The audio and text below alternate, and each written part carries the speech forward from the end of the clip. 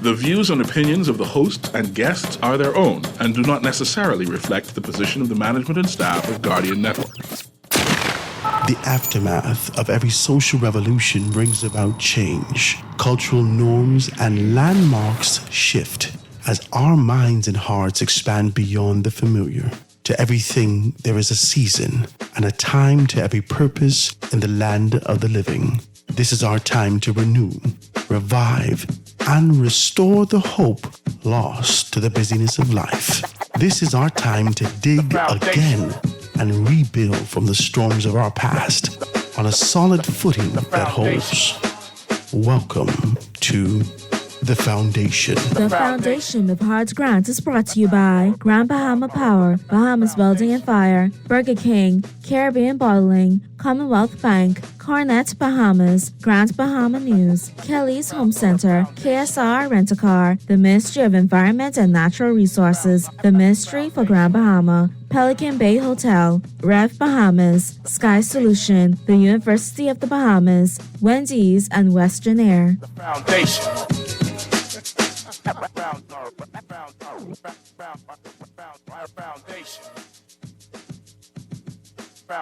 Foundation.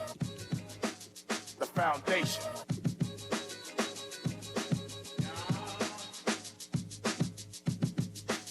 The Foundation.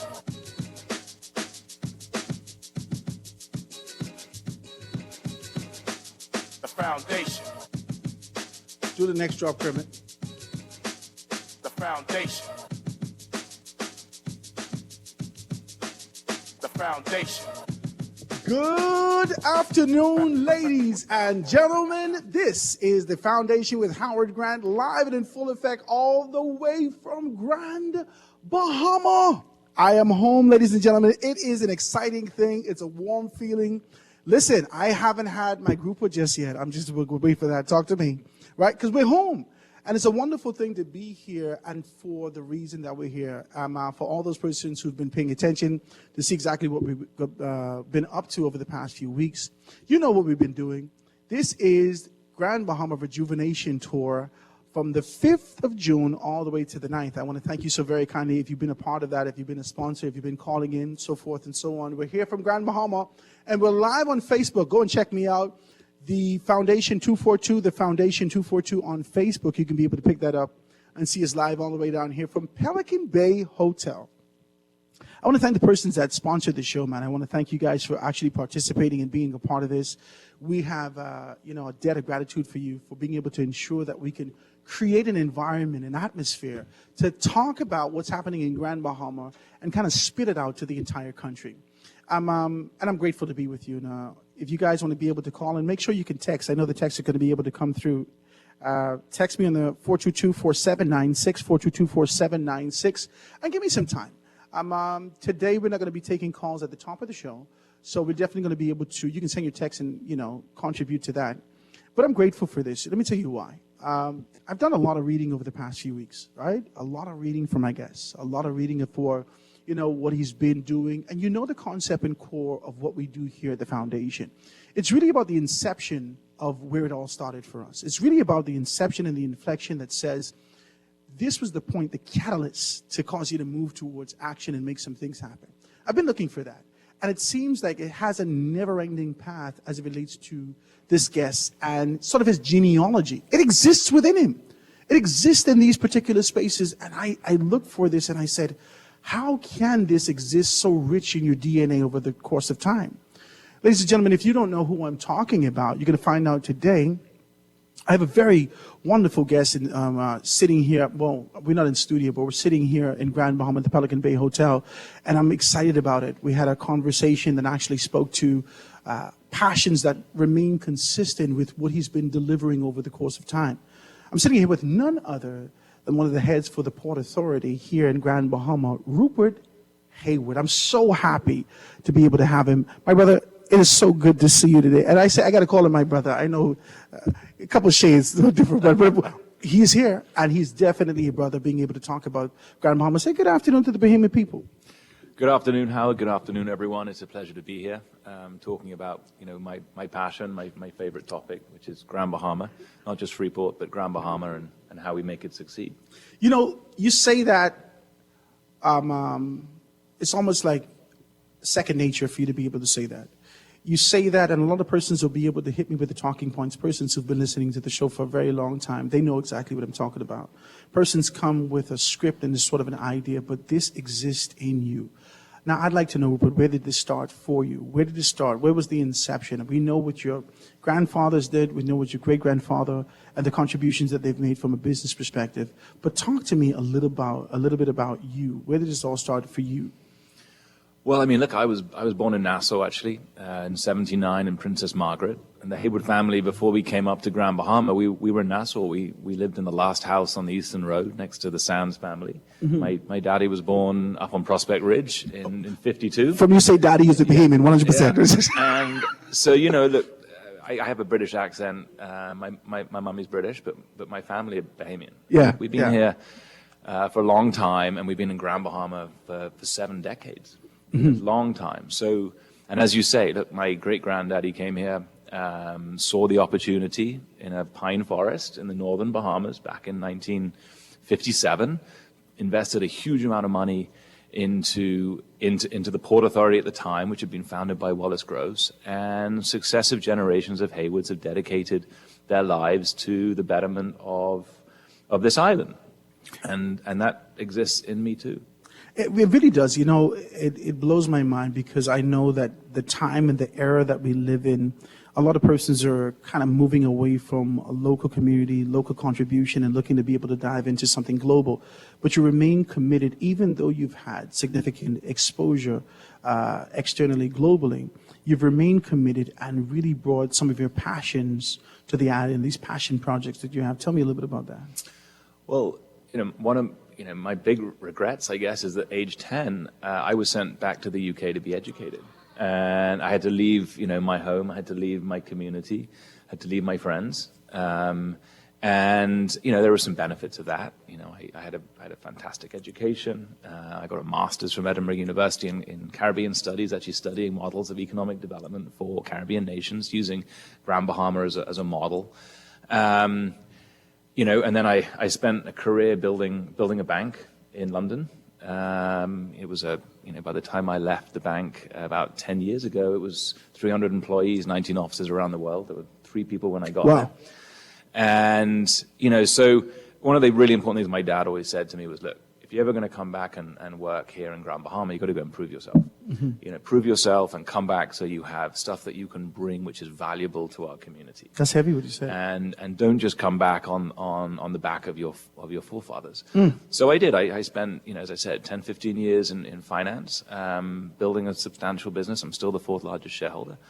We built one of the largest privately owned real estate development businesses in Northeast Brazil. Again, a multi-$100 million business. I was executive director of that for 7 years.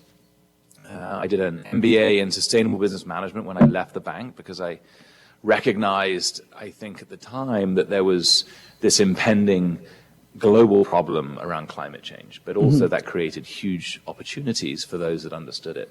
So I did an MBA on the West Coast of America, and then when that finished, I felt sufficiently qualified to come back and try and impart some of that knowledge and passion and experience here in Grand Bahama to build what I like to say is this sustainable, prosperous, and equitable future for Grand Bahama. Has it always been this sort of a kind of, this passion, this idea, this nagging, this persistence to get back to Grand Bahama? 100%. That's crazy. Yeah, it's maybe it is in our DNA. I don't know, but this is my home. This is our community. This is where I grew up, where my children grow up, and I care deeply about what happens. It's not just my place of work. This is my home. This will be the home for my children and for my great-grandchildren and so forth. So we have to make, we have to make this work. We have to see a revitalization of Grand Bahama. We need change to make that happen. I'm listening to you and I'm taken back by it because many times we hear or read stories or identify things locally, globally, internationally. We ingest this information that says after we've amalgamated, we've accumulated, we've been able to get something, then it's an easier life for our kids. But your father says to you, go and prove yourself. Go out and actually prove yourself. You've garnered the experience to stand strong in this position, and that remains committed. Talk to me about this concept and idea of what entrepreneurialism would mean to you in those areas.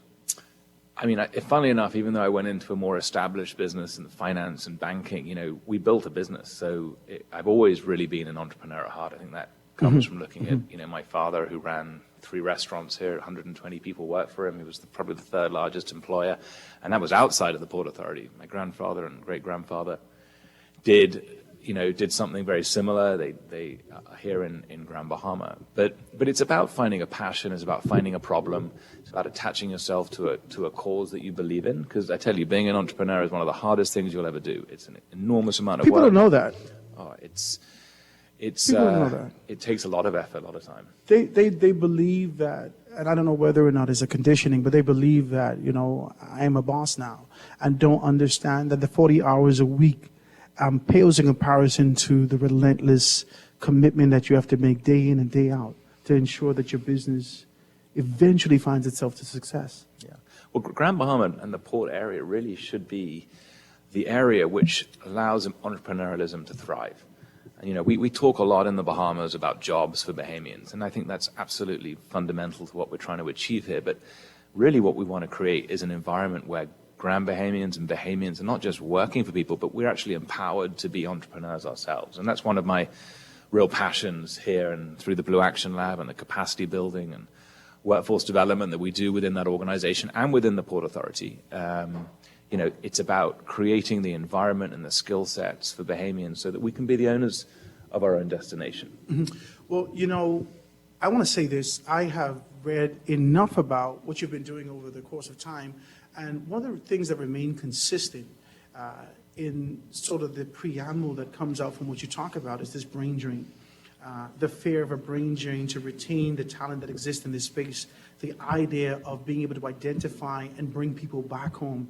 Talk to me about whether it's the Blue Lab or whether it is one of the projects that you're doing to ensure that you could create an environment that persons not only want to be here, but can actually thrive in this space. Talk to me about it. It's very personal for me. You know, I left my home when I was 10, and I mean, I was here every year, you know, even though I was but you make it sound abroad. like you were a refugee. Yeah, but I was, man. You want to go back and spend time in England in the winter when it's freezing cold? It's traumatic. You were sitting there thinking about Kong Sai. I wouldn't wish I wouldn't wish it on my worst enemy. Right. Anyway, but my point is, you know, I would like to have come back and been here in Grand Bahama much earlier if the opportunities had existed. And I'm sure there are many Bahamians who are living abroad who would like to come back. You know, you would like to come back to Grand Bahama, but you were saying to me, you need to have the economic engine here for you to come back and have things to do. And there are many Bahamians saying the same thing. It's true. You know what? Even as a child, I never really imagined myself outside of Grand. I never, ever, especially with the stories that you hear about what's happening around the world, Grammy don't even want me to come outside. So you can imagine go to Nassau, right? So living in Nassau now, I recognize that there are even more opportunities. You want this kind of duality of a wholesome family life and the yard space and, you know, your family environment, but you need to take care of that family. So financially, you need to ensure that there is access to the economy, access to finances to take care of your family. Is it your belief, and I know that this is what you guys are working towards, but is it your belief that we could create this environment to cause people to move back home in due time and due season by creating this? I mean, absolutely. That's one of the core pillars of what we're trying to achieve, is to have a robust economy. I think one of the things that we forget about, the key component for an entrepreneur to be successful, you know, people talk about financing, they talk about access to land, they talk about access to money, but really what you need as an entrepreneur is you need access to a market. You need access to a critical mass of people of means that you can sell your products and services into. Well, Freeport's population has shrunk, and we don't have the wealthier people here like you do in Nassau, like you maybe have internationally, to come and buy and support the products and services produced by Bahamian entrepreneurs. So if we want to create real opportunity, we've got to create the market here in Grand Bahama. We've got to create the critical mass of people that are able to support, you know, a multitude of Bahamian entrepreneurs who are opticians, who run the cinemas here, the nightclubs, the restaurants. You know, these are the things that we need to create here. And I think immigration is part of that. I mean, preferably everyone comes from Nassau, but we know that's not going to be the case. Yeah, We're only a population of 400,000 people. It's remarkable what we do as a nation. Yeah. With a population of a small town, we're able to achieve so much. But there are some limitations given the size of our population. And for Grand Bahama, we need that critical mass. It's really important. I want to be able to take this commercial break, ladies and gentlemen. I thank you so much. If you tuned in, make sure you do that. Send the information out to your friends. We're on Facebook Live, The Foundation 242. The Foundation 242. You can see my face there. Just click on that. You'll see that we're going live in full effect all the way from Pelican Bay here in Grand Bahama. Thank all you guys for being able to participate in that. But I want to go a little bit further. I want to talk about this concept. I'm going to take this commercial break, but when we get back, I want to talk about this idea of creating that environment. This idea that there has been a significant exodus. How do we get these persons back? We're here with none other than Rupert Hayward, all the way from Grand Bahama. It's the Rejuvenation Tour right here in the Foundation. Ladies and gentlemen, text me. Be a part of it. 422-4796. 422-4796. We're going to take this commercial break and be right back after this. The Foundation. Tired of banks forcing you to use technology to bank the way they want you to? Your convenience is important. So no matter what your banking needs, Commonwealth Bank's friendly staff are always available in branch for that personal one-on-one service. But when you choose technology, our online and mobile banking app offers you state-of-the-art functionality. The choice is yours. Commonwealth Bank. Bank the way you want.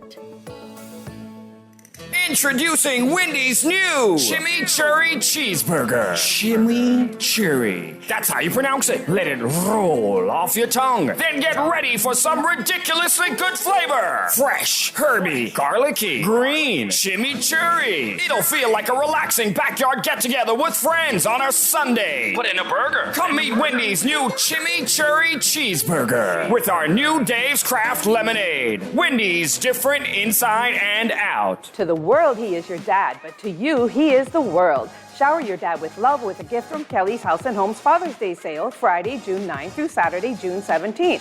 Save 20% off selected tool sets, luggage, and fishing, diving, and camping gear, except on net items. Shop at Kelly's House and Home on Saturday, June 8th, and if you are standing on the lucky spot, you could win a gift basket for Dad. Visit our Facebook page for more information. Shop Kelly's House and Home's Father's Day sale, June 9th through 17th. Happy Father's Day from Kelly's House and Home.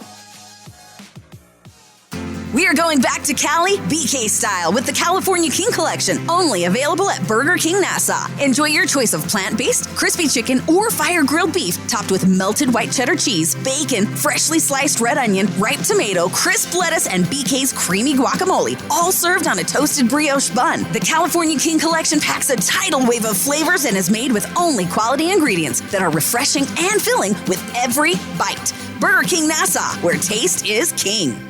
The Grand Bahama Rejuvenation Tour is powered by Grand Bahama Power Company. We seek continuous improvement.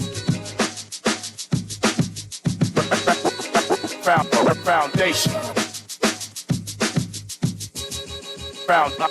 Foundation. The Foundation.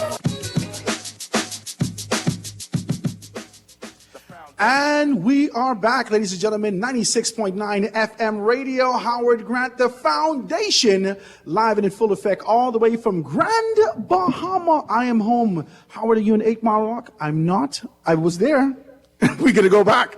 It is a beautiful thing to be here in the middle of Grand Bahama, right here in Lucaya, actually, at the Pelican Bay Hotel. Guys, if you're coming down, make sure that you give them a call. Find out exactly what they're doing, the offers, the specials that they offer, so forth and so on. It is absolutely beautiful. Talk to me. It's a beautiful location. Participate in it. All those persons who's able to assist us in being able to do those things, I thank you. Western Air has been wonderful for it.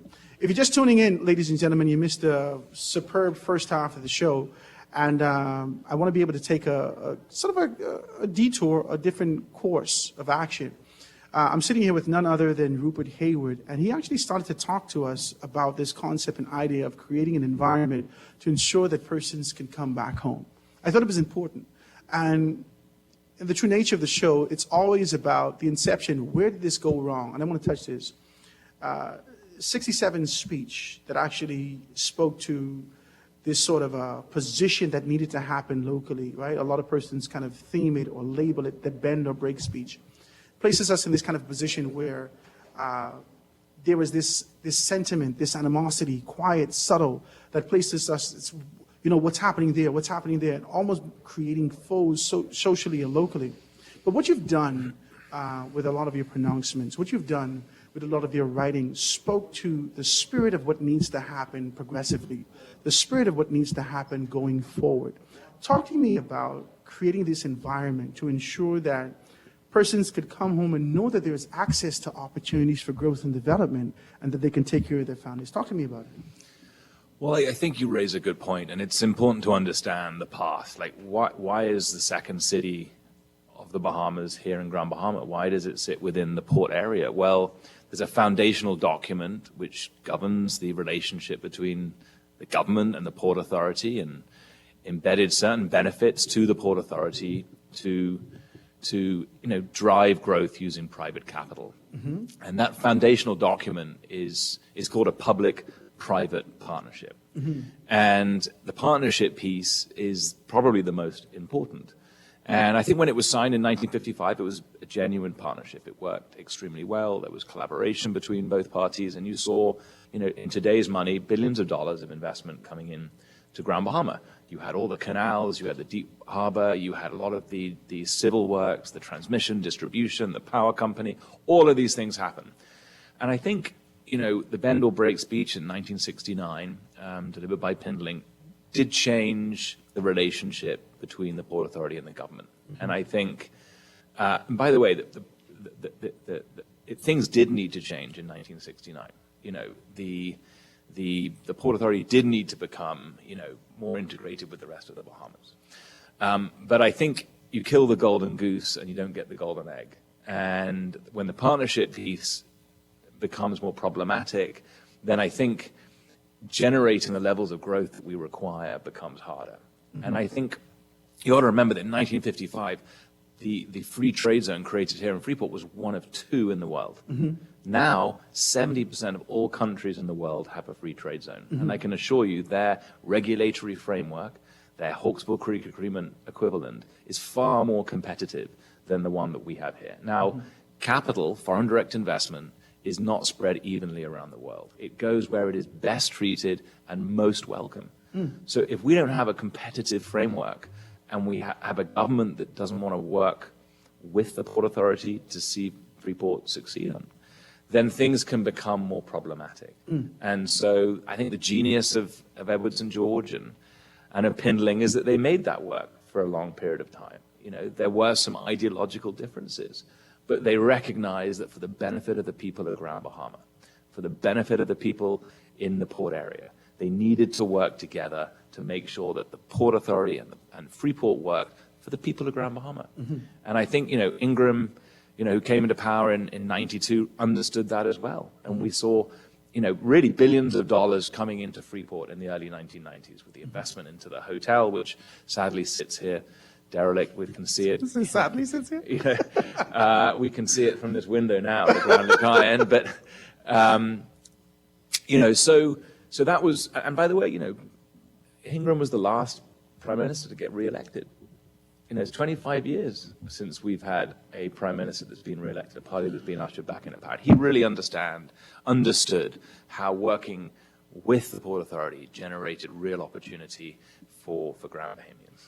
Essentially, as I think back on Ingram and his contribution, I always say to myself, he had superb relationships locally, nationally, regionally, internationally, and persons viewed him as this person who can be able to get you to an objective of growth and development.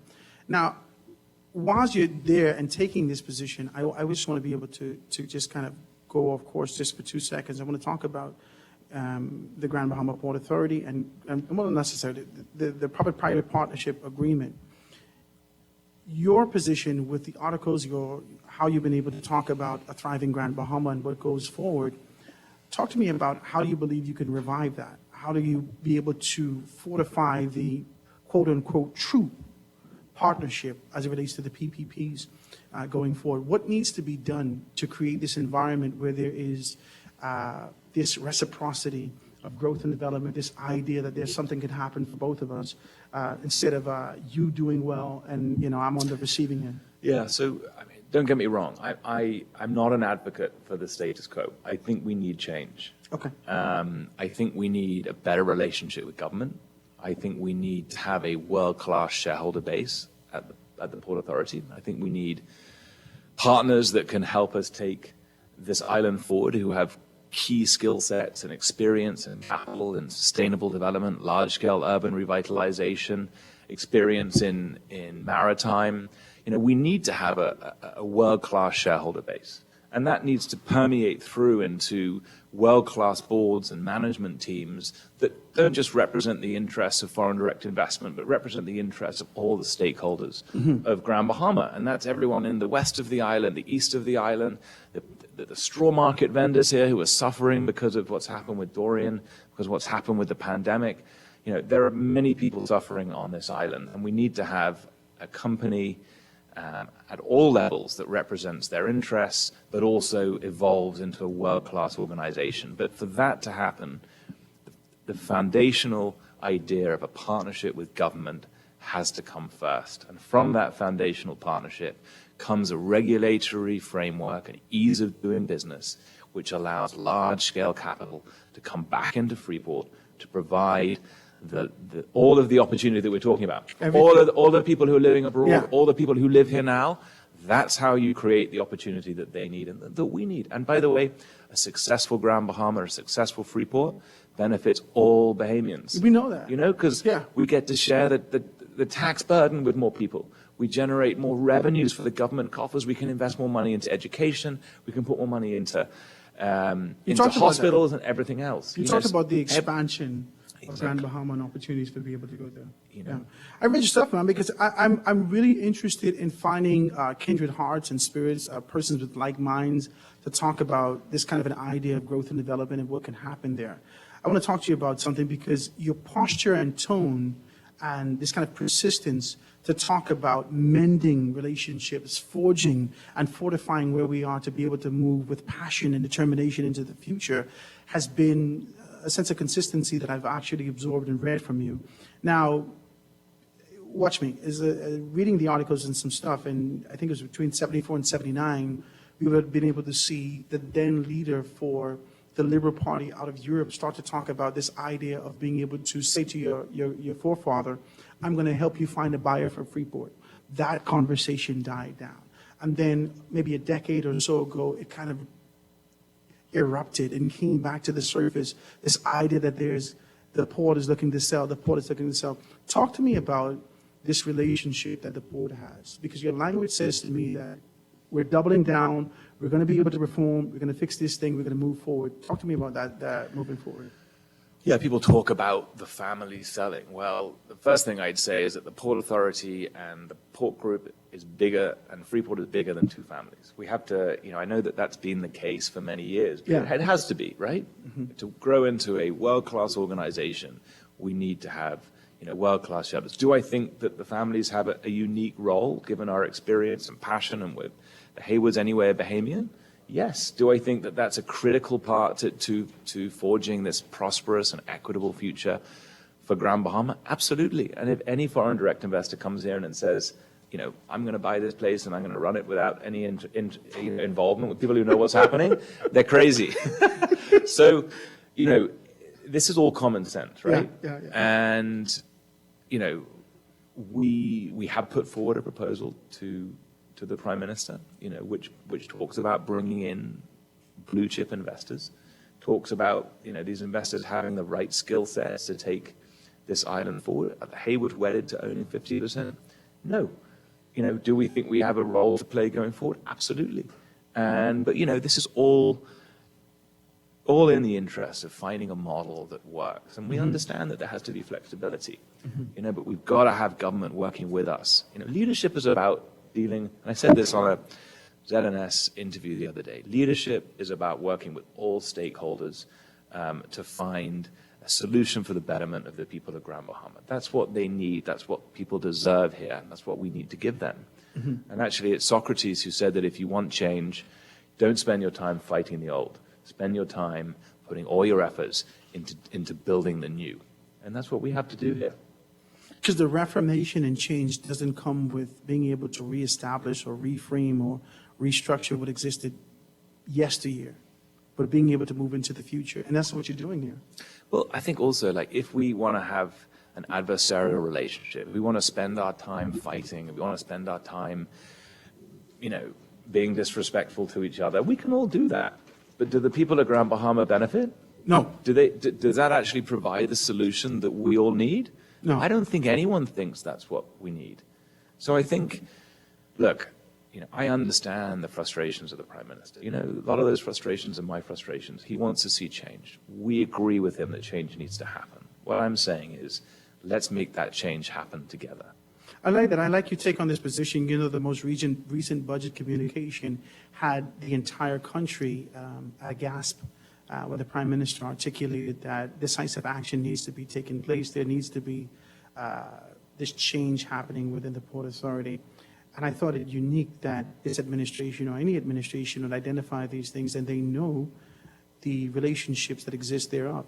Talk to me about where do we go from this particular point? What is the Port Authority? Is this fortify relationships? What do you do to be able to show growth and development from this juncture? Well, as I said, you need to create a world-class organization that is capable of delivering on the national and local interests, right? But in order for that to happen, there has to be a commitment from government to create a regulatory framework here in the port area, a 21st century Hawkesbury Creek Agreement that genuinely benefits the people of Grand Bahama. We need to have a regulatory framework, an ease of doing business, which is better than it is today. I mean, I remember back in 2016 when I came home and the World Bank did a report on ease of doing business around the world, and they ranked all the countries. And the Bahamas was 119. 119. Guess what was above us? The Gaza Strip and Israel. I thought it was crazy. People also need to understand Grand Bahama. Like, people talk about what the Bahamas is doing so well at the moment, and it is. And congratulations to the other islands which are tourism focused. Yeah. Nassau is thriving because of what's happening at Baha Mar and what's happening with Atlantis, and you see the same thing in Exuma and Eleuthera because they've got the boaters going there, but they're very different islands to Grand Bahama. Grand Bahama is a different island. It's a long island. It's got beautiful beaches, but it's flat. It's got pine trees. Hasn't got any beautiful keys. It's a different proposition. We are a commercial hub. We rely heavily on foreign direct investment and commercial activity. Now, what's the one thing you need if you want to create, foreign direct investment and commercial activity? What's the one thing that really hurts you? What you need is ease of doing business. What really hurts you is greater regulation, more bureaucracy, more red tape. Well, I'll give you an example of how the Hawkesbury Creek Agreement is not working as well as it should be, because after 2019, when Dorian happened, when the Grand Bahama was on its knees, the government of the day, Hewitt Minnis, passed a law that said that the government of the Bahamas, the Department of Environmental Protection and Planning, now has jurisdiction inside the port area. It created a dual regulatory process. Imagine how confusing that is for foreign direct investment. People calling us going, what's happening? It's more expensive, it takes longer. Well, that's how you kill investment. And that is a direct breach of the Hawkesbury Creek Agreement. So that's an easy thing to repeal. And it is, honestly, we have an amazing team of people in the Port Authority run by Nikita Wilbraham. She heads up the Building Development Services. She used to work for the government at best. She was a senior person there. So, and I'm not saying that DEP is not needed. It is. Rihanna Neely is a super amazing Bahamian. She's super smart. She does really well. But we know that government civil service struggles with the weight of work they have already. Why create more work for them in the port area when we have, a port authority capable of managing the environmental process? Let's touch this, because as you speak about the regulations that exist within the Port Authority for ease of doing business, we see the same administration come with the concept and idea of creating the Commercial Enterprise Bill. The commercial enterprise bill was one of the elements designed to be able to cut through the red tape and give access and opportunity.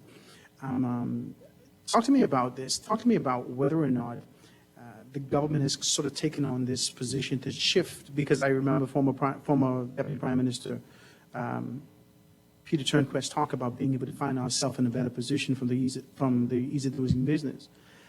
Do you believe that this is shifting responsibility, or the government trying to be able to take its onus to put itself in a better position? I have been told by people who were in government, previous and current, that there was a very proactive stance by government to try and claw back control through legislation of the powers that exist within the Hawkesbury Creek Agreement. So just to put that into perspective, we've spoken about the EPPA and giving depth jurisdiction inside the Port of area, which creates more red tape, more costs for investors, creates real problems for bringing investment here. The bylaws that were part of the Hawkesbury Creek Agreement, they govern how the city is maintained and run. That's one of the core fundamental aspects of the Port Authority. Mm-hmm. And we know that we have problems with derelict buildings and cars and everything else. Those bylaws were drafted in the 50s or 60s. I mean, that's 70 years ago. You know, for them to be current and to work for the benefit of the people of the Bahamas, people of Grand Bahama, they need to be updated. And we have sent drafts to various administrations, and they never sign off on the changes. It stops us doing what we're supposed to do, which is maintaining the city. And then we get blamed for not doing our job properly, which is you're not doing a lot really today. fair. Let me tell you why you're doing a lot today. Because if there is a significant articulation that comes from the House of Assembly to indicate that there needs to be decisive action, and you're saying to me that we have taken the significant steps to move towards reform, growth, and development, but being hindered, the question that I have, decently, is where the issue resides. Let me take this quick commercial break and be right back after this. Ladies and gentlemen, this is the Foundation with Howard Grant, sitting with none other than Rupert Hayward. Being able to get to the nitty-gritty, man, the meat and potatoes of this conversation, all the way from Grand Bahama. Grand Bahama Rejuvenation Tour, all the way till Friday of this week. Be a part of it, 827-0111, or shoot me a text, 422-4796. Guys, quick commercial break and be right back after this. Foundation. Jubilee. Top class culture, red carpet couture. Get ready to enjoy the best in Bahamian fashion. It's Jubilee. An evening of culture and couture fashion show. Friday, June 9th at the Atlantis Paradise Island Resort under the patronage of Dame Marguerite Pindling. Jubilee. Doors open at 7 p.m. For tickets and details, visit celebrate-bahamas.com. Celebrate Bahamas on Facebook. Call 604-1020 or email independencebahamas@gmail.com. Tickets also available at Suncash. It's time for those window and cabinet upgrades. In stock now are white shaker cabinets, Swiss chocolate, Ovaltine brown, and Hello Milo cabinets. And if you're looking for windows, Conant Bahamas has PVC sliding windows, casement and hurricane sliding impact windows. Conant Bahamas on Queens Highway. Enhance your home in ways that beautify and last. Open Monday through Friday, 8 a.m. to 6 p.m. and Saturdays, 8 a.m. to 5 p.m. Looking for that perfect gift this Father's Day? Look no further. BWF is doing it big. Shop and save with BWF's Father's Day pre-inventory clearance and blowout tent sale. Red hot savings up to 40% off. Deals, and more deals. Everything must go under the tent. Friday, June 9th and Saturday, June 10th from 8 a.m. until 5 p.m. Red hot savings on generators, compressors, pressure washers, vacuum pumps, power tools, automotive supplies, lawn and garden supplies, barbecue grills, kitchen and outdoor cooking supplies, household supplies, and a whole lot more. BWF.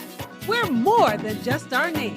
Located number 13 Wilton Street. Call 394-000-4-6. Check us out on Facebook. We also ship to the Family Islands. The Grand Bahama Rejuvenation Tour is powered by Grand Bahama Power Company. We seek continuous improvement. Foundation. Foundation. The foundation. And we are back, ladies and gentlemen. 96.9 FM radio, Howard Grant, live and in full effect, all the way from Grand Bahama. Guys, please, por favor, be a part of the conversation. We're here all the way from Grand Bahama Rejuvenation Tour. I'm excited about this. I might as well tell you the truth. I got a text a little earlier that says, Howard, good show. The community needs sort of a revival. I get a lot of texts on my personal line. Guys, please hit me up. 422-4796, 422-4796. This is a good show. The town need a little bit of life. I'm sitting here with none other than Rupert Hayward talking to us about restoration, rejuvenation, a thriving Grand Bahama. If you did not know, if you did not have an opportunity to be able to pick him up, just go in there, a thriving Grand Bahama. You can see the article. I thought it was phenomenal. I made a call right after I read it, and I knew that there has to be a sense of consistency. Now, Rupert doesn't know this, right? He doesn't know this, right? But after I ingest information and I see that there's a significant position that you've taken, I have to find out more. So I go and look to see whether or not there's inconsistency. And so I made a call and I said, I have to interview him. I am truly grateful for the opportunity and all the sponsors that actually made this happen today. I think this is a wonderful conversation. If you want to know more about what's happening in the Grand Bahama Port Authority, which equates to a significant portion of growth and development for the country, I think it's about 12% of the GDP, right? 12%, right? You need to be able to listen to this conversation.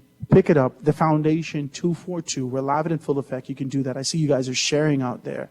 But, click on that and see exactly what's what. So just to sort of wrap up this segment before we get out of here, talk to me a little bit about that relationship that we were talking about. Talk to me a little bit about how do we formalize this thing and structure it so we can be able to see ourselves moving forward. The government has taken the position. The Port Authority, today if you pick up the newspaper, you can be able to see that. Make sure you pick up the Guardian newspaper. The Port Authority has been able to sort of concur. Will we agree?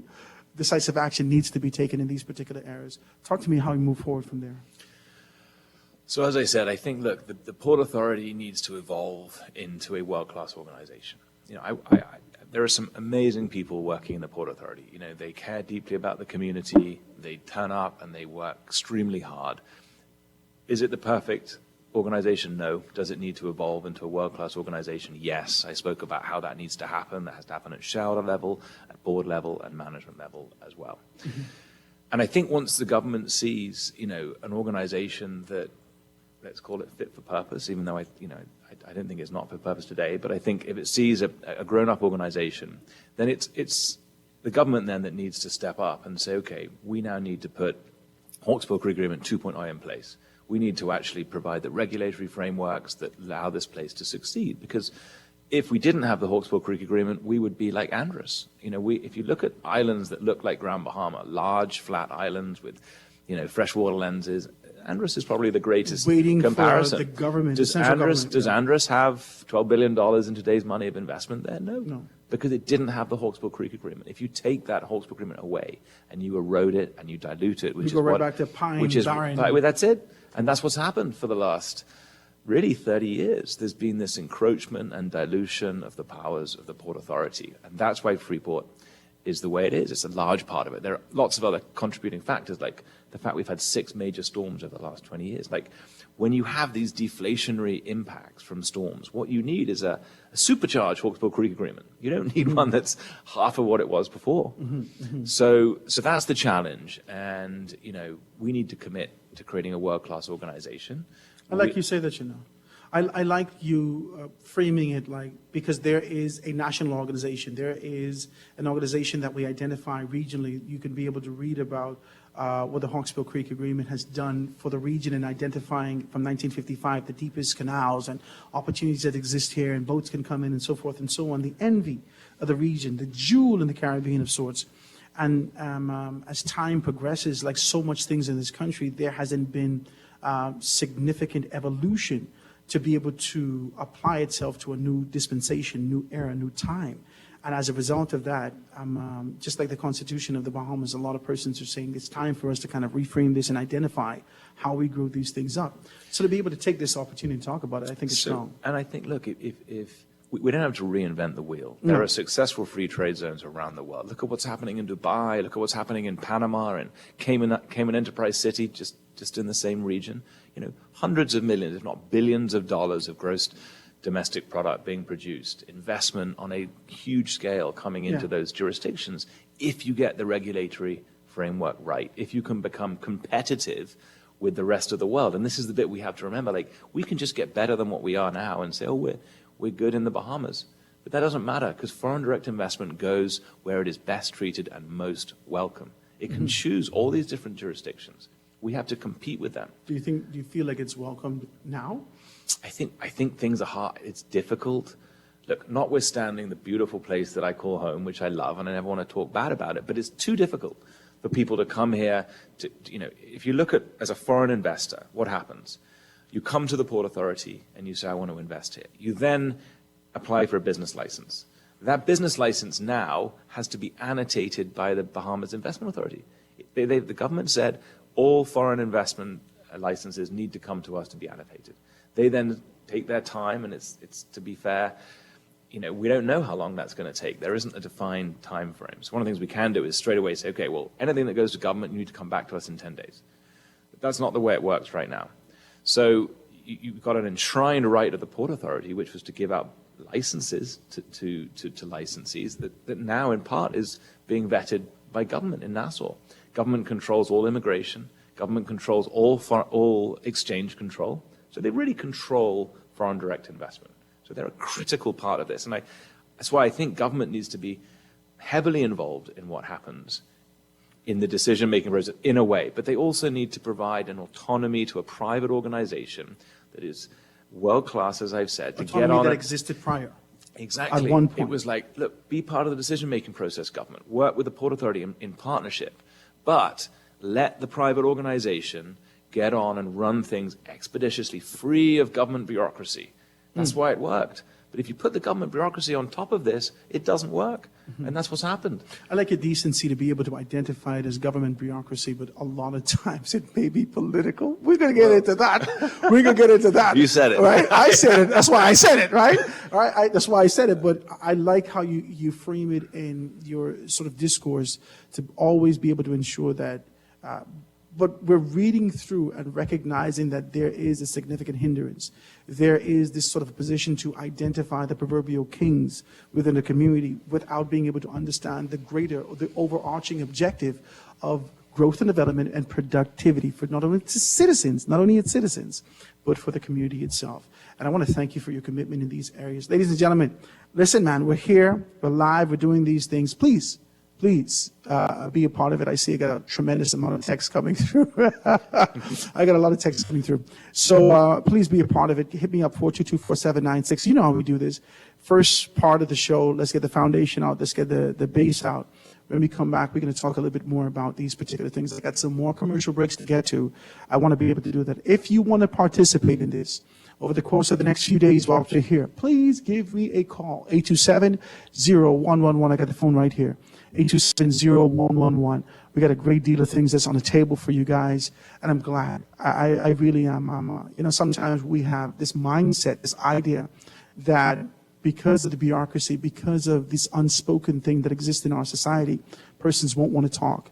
I want to thank you, Rupert Hayward, for sitting with us today and being as transparent as possible. I mean, your transparency, your passion, being able to come through. I think this could spark something significant. Is that what you're looking to do? Look, if you look at it, if you break it all down, you've got people, whether it's the Port Authority, whether it's government, whether it's licensees, we all have a common goal. We all care deeply about the future of Grand Bahama. I think we all recognize that change is required. I mean, the Port Authority talks about decisive action. The Prime Minister says he's going to do the same thing. I speak to the licensees as much as I can. I speak to the straw market vendors. I spend time in the community understanding their concerns. I know it's been difficult for them. Anyone who thinks that, I don't have sleepless nights looking at the state of some of our communities, the difficulty that they've been through, I do. I do. So we know that change is needed. We all share a common goal. Please, let's show leadership. Let's find the right solution that works for Grand Bahama. We have the ability to do it as a collective. Yeah. And that's what it comes down to. We're Bahamian. we all care. Let's work together. Let's let him fix that. Eyes of Bahamian is what he gotta let you know, right? Ladies and gentlemen, this is the Foundation with Howard Grant. Grand Bahama Rejuvenation Tour, live in full effect. The Foundation 242. You're gonna see us live streaming from that particular location. Please be a part of it. On the other side, we're gonna talk a little bit about some of the projects that he's been working on, Rupert Hayward down here in Grand Bahama, and what we can expect going forward. Let me take this quick commercial break, get to news, and be right back after this. Foundation. Foundation. The foundation. The foundation.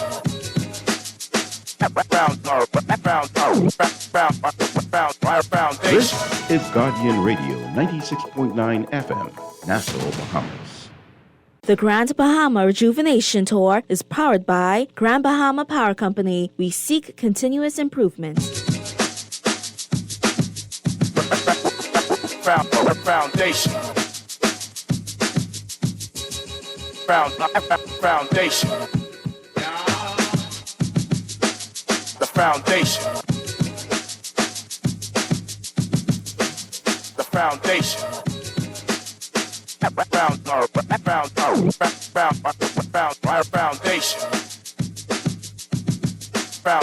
Foundation. The foundation.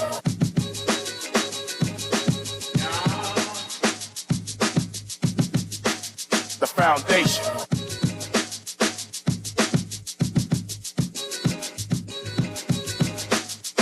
We are back, ladies and gentlemen. 96.9 FM radio. Howard Grant in your company. The Foundation, live and in full effect, all the way from Grand Bahama. If you just get your lunch break, it's 1 o'clock now. I know you're out there trying to get your little hot dog and whatnot. You tune in. What are Howard talking about today? We are in Grand Bahama, the Rejuvenation Tour. You hear me talking about it for a while. But we're here, we're live and in full effect, grateful for the grace and the opportunity to kind of do this today.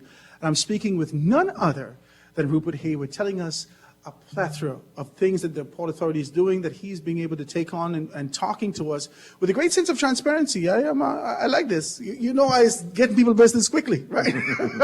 But I like this, and I want to be able to say, Rupert, I think that, and a lot of persons are being different about it. Well, Howard, why is that? People want you to be hard.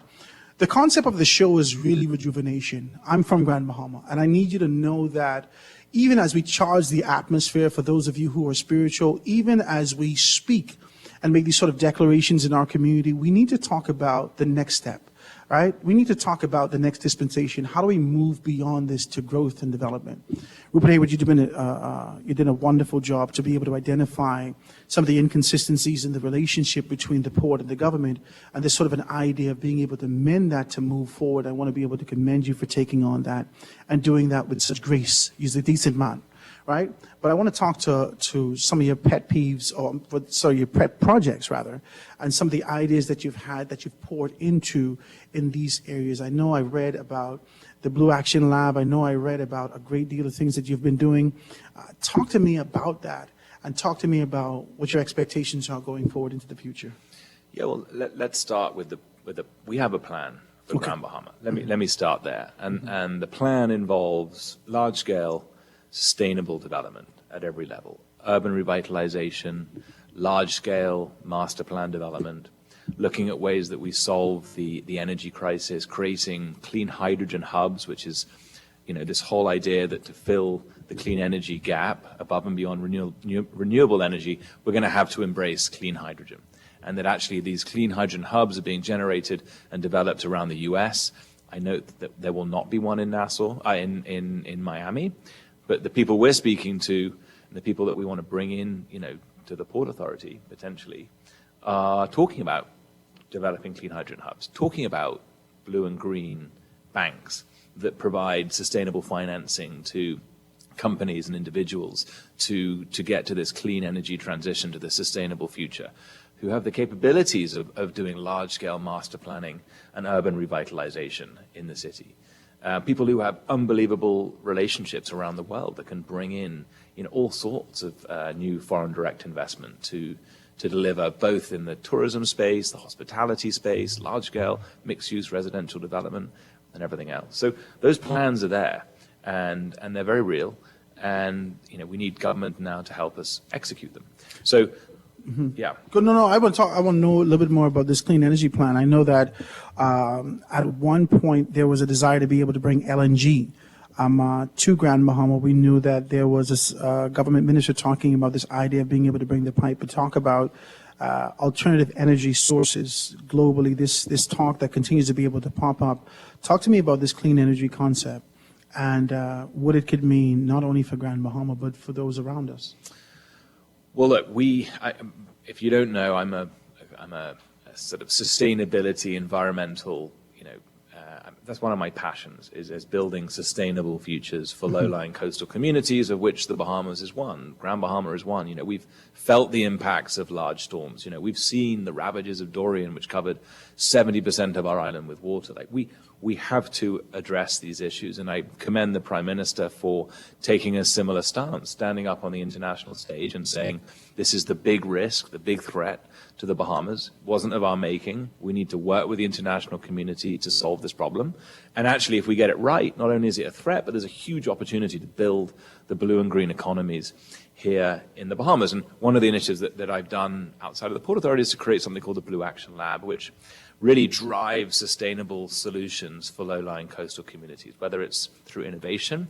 We raised, a lot of money from the Walton family, the largest, wealthiest family in the world, who own Walmart, back the Blue Action Lab and its accelerator, to bring world-class technologies through this investment vehicle that provides operational support, so we can bring those technologies and those companies down to the Bahamas, so that we can genuinely build the blue economy and build the green economy. And I go back to the first component that we spoke about, what are my passions here in the Bahamas? One of them is making sure that we have the skill sets within the Bahamian community, so that if we generate and build the blue economy and we build the green economy, that we can make sure that we have the capacity of Bahamians to fill those jobs and everything else. And my dream is that, in the not too distant future, that actually it's the Bahamians ourselves, we're the ones starting all of these new innovative technologies in the climate space. And we're looking for the Bahamian entrepreneurs right now. So if you have a great idea and you're in this particular space, please do reach out. We'd be delighted to work with you and provide capital and support so you can realize your opportunity. I read some information about the relationship forged with is it Chevening, yeah. Chevening scholarship that afforded an opportunity to be able to get full-fledged scholarship for one person. Is there talk or the desire to be able to expand that to more persons? Because, can I say this? I want to be as decent as possible as I get into this, because sometimes I have a bleeding heart. There is, in my view, this kind of an idea that hope is ever eroding in our community, and as a result of the lack of opportunities that exist here, right? And for those of us who don't necessarily have a vision or path to be able to move forward, you are kind of motivated and inspired by your community itself. If you're looking at Grand Bahama, there's not much motivation, and not just in Grand Bahama, I'm talking about the Bahamas at large. But when you start to talk about scholarship opportunities for being able to provide a sustainable job for growth and development, is there an idea to be able to expand that beyond the one that we've seen, or the two or the three? How do we get this and really get persons motivated on board to be able to do something with themselves for the community? Yeah, so I'm glad you bring up the Chevening. It's a partnership between the Chevening Enterprise and the Hayward Foundation. It's a private foundation set up by my great-grandfather, and it pays for flights and accommodation and all the tuition for a Bahamian to go and study in the UK, like I did.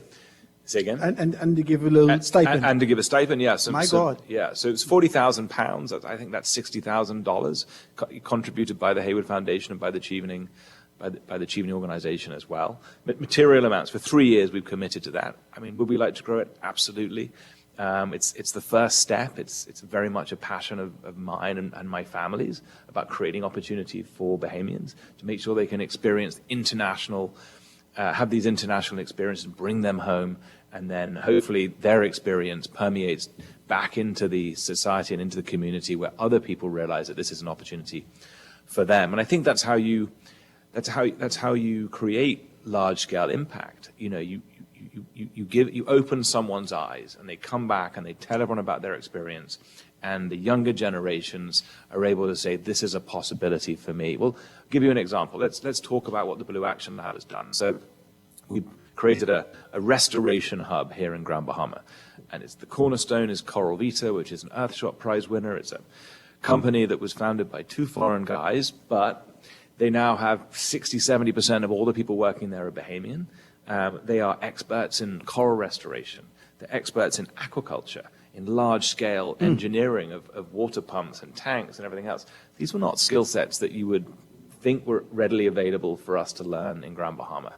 They have thousands of children that come through what is a tourism attraction too, and an educational facility every year. And I see the children when I go there. My daughter goes, and she can tell you about a coral, the fact that it's a plant and an animal and a rock, and she understands a polyp. Well, that is an unrivaled form of education, that experiential side of things, which is now available to Grand Bahamians. Hopefully through the internships and the other very practical sense of education, people's eyes are opened up and they realize, you know what, the blue economy, to become a coral farmer, it's an opportunity for me. And if I study hard and I take advantage of the scholarships, by the way, the Port Authority does a huge amount of educational scholarships as well, or that the Hayward family are doing. I understand there are other people looking at the Achievement Scholarship, that we can open these doors once we've opened people's eyes to the possibilities. You know what I like? I like this kind of an idea that actually places you in a position where you say, we identify, because it's remained consistent in your conversation. We need to retain this. And one of the things that I've heard from a lot of younger persons, younger than myself, right? And I'm no spring chicken, let's talk about it, right? So this kind of an idea that says, I want to go off and stay. I'm looking for an opportunity to be able to go to Europe. I'm looking for an opportunity to go to Canada. I'm looking for an opportunity to go to the US and really turn their back. And hence this concept and idea of brain drain. Even persons moving from Grand Bahama to Nassau are not necessarily contributing to the community. You, in yourself, in this particular capacity that you've taken in conjunction with the Port Authority and other persons that you've actually brought to the table, have really identified what needs to happen here. Now, give me, because you can't give me an actual time frame, give me this kind of anticipated, desired time frame to be able to get persons back, because they're plugging away day after day, wherever they are globally or locally, saying, I can't wait to get back home. I can't wait to get back home. Is there significant action towards being able to make these things happen, shifting the environment? I see that we're having the conversations now. Yeah, well, I mean, give me a time frame. It started, and it started with the Blue Action Lab, bringing new businesses down here, creating new jobs in different sectors of the economy. It's there's $1.5 billion worth of investment that is not just a pipe dream, that the Port Authority is either facilitating off its own balance sheet through its joint venture companies, or has been integral to bringing to Grand Bahama. I mean, you look at the Weller development down in Discovery Bay. It's a $250 million luxury hotel operation with branded residents. I mean, it's the #1 hotel brand in the world coming to Grand Bahama. It's right at the forefront of sustainable design and the whole sustainability conversation. So we're going to be able to train Bahamians in the not too distant future about how you integrate and provide service in the very best of the sustainability development conversation. I mean, that's a huge thing to be able to offer to, hundreds of Bahamians. We've got, cruise ports, we know the Carnival Cruise Port's under construction now. It's not far away from being finished. I mean, that was very much a Port Authority initiative. That was driven by us. We sold the land to them. We shepherded that whole investment through. It took a lot longer to get the permits than we would have liked. We've got a new cruise port happening in the harbor, hundreds of millions of dollars of investment coming in there in different levels. These create significant opportunities for Bahamians. We have, I could go on. There's a much bigger project that we're not announcing at the moment, but it is transformational for Grand Bahama, and it's in the billions of dollars of investment on top of the $1.5 billion that we have here. We just need to be mindful of the fact that if things take too long to happen, if the licensing process takes too long, if it's too difficult to do business, and we have a big storm or the global macro picture deteriorates, some of that investment goes away. A good example is what happened with Royal Caribbean trying to buy the hotel. We didn't know that a pandemic was going to happen, that a black swan, it's called, where these scenarios that no one thought could happen. And what happens if you haven't got people here and they haven't invested? They leave. So that's why this regulatory piece, this ease of doing business piece, is so fundamental to the success of Grand Bahama. You know, I want to touch this because I'm listening and I'm engulfed in the conversation in this sort of an idea that exists and what needs to happen going forward. But I do have a few questions. Retention has been one of the enemies of sort of our aspiration and being able to grab onto success, the inability to hold on to it. And what I found locally is as a result of a lack of financial literacy and education. A lot of persons don't understand money. They don't understand numbers. We've come from an environment where we've been plugged away and continue to be able to move towards tourism from the service arm. And now we're seeing that the globe is changing, the world is changing. We're looking at preservation and sustainability of our environment. So there are opportunities that exist here. Talk to me about the idea of possibly, because I don't know everything's on the table, whether or not there is an idea of being able to have financial literacy in one form or another as a school or something like that, so persons could be able to understand something beyond, I just want to be an entrepreneur and not necessarily understand what it means in those areas. No, having a degree of financial literacy, understanding economics, understanding accounting is important. I mean, you can bring in CFOs, you can bring in those people that have those core skill sets, but fundamentally accounting is I like to say, it's the language of business. So you need to be able to understand those and have a grounding in it, really to grow a business to any sense of scale. And we should, we need to build in this curriculum at every level. I mean, sustainability needs to be a conversation that's had by four-year-olds. We need to understand the threats of climate change. But, as we get older, throughout the educational system, you need to understand and be trained in the basics of finance and economics as well. It's such an important part of being an entrepreneur.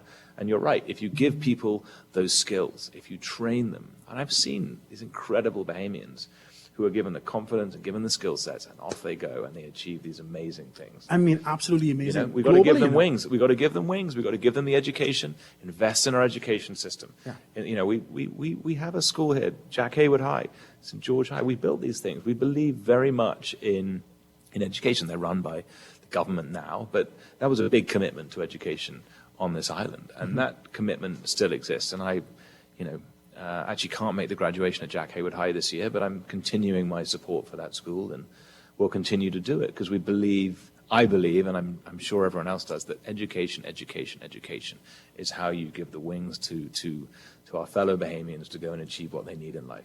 Your family has intricately played a significant role in the community over the course of time.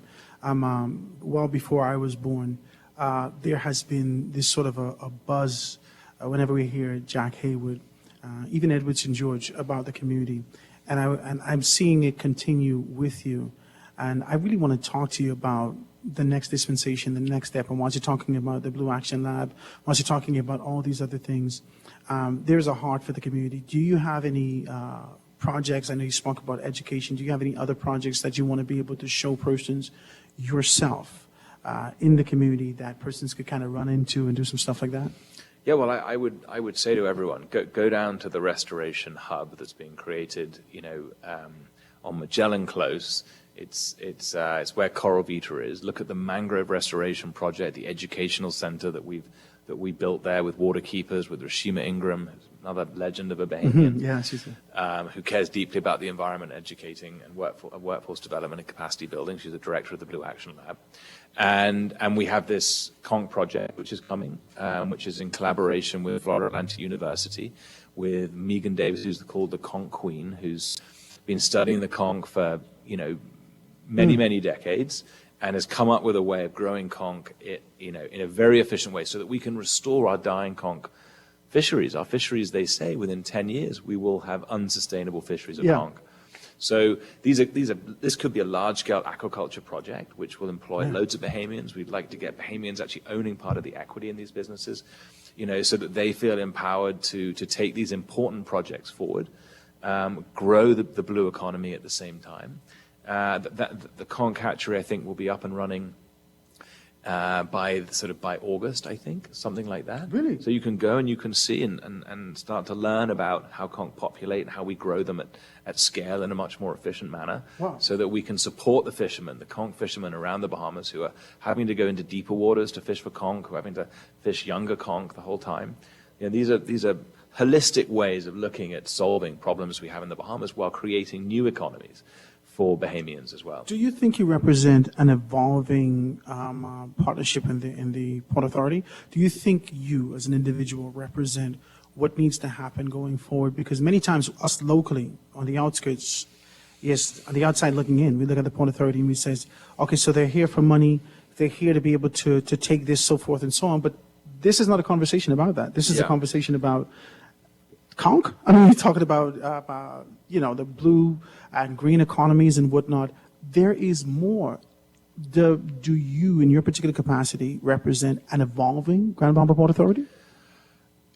Maybe, he need to stop. He's too modest, right? Yeah, I mean, look, the Grand Bahama Port Authority needs to evolve. And it needs to make sure it represents all the stakeholders' interests, not just shareholders, but all the stakeholders. And I said this right at the beginning, it needs to represent and stand up for the rights of the licensees and for the residents of Grand Bahama. Because that's what we're here to do. We are an important institution in the future of Grand Bahama. And if this institution doesn't stand up for the rights of the people of Grand Bahama, then we have failed. So we need to make sure we reach out. We need to make sure we hear the concerns. We need to make sure that the concerns are then heard and then they're actioned. So we actually make sure that there's material benefits that flow through to the communities. And by the way, stakeholders include government. They're a huge stakeholder, an important stakeholder in what happens here. It's not about the Port Authority just having carte blanche over what happens in the port area. It's not. It's about a public-private partnership. Emphasis on partnership. It is, and that's what makes this place work. Yeah. And if we get it right, we could have a Singapore, Dubai, Cayman Enterprise City. We'd have full employment in the Bahamas. We'd have, yes, tourism is really important, and yes, low-skilled jobs are a part of that. But it would be great to see all the future generations having high-skilled jobs. Having higher salaries. I like you. You know what? That's a good place to start. I got a call the other day and someone says, Howard, you're an idealist, right? And it was like back in there. I said, what are you talking about, right? Howard, you're an idealist, right? And this idealism that comes from you, I just want to know whether or not, what do we need to do to be able to We've got to make it a reality, right? We've got to make it a reality. But people have to believe. They have to believe that this is possible. And then the people in leadership positions need to make it happen. I don't think anything I'm saying today is anything that anyone with a rational, objective mind wouldn't say makes sense, right? So, I like this conversation. So let's get the leaders together. Let's agree. I mean, if anyone disagrees with what I'm saying, we're in a free country. We have free speech. They should say it, right? Yeah, yeah.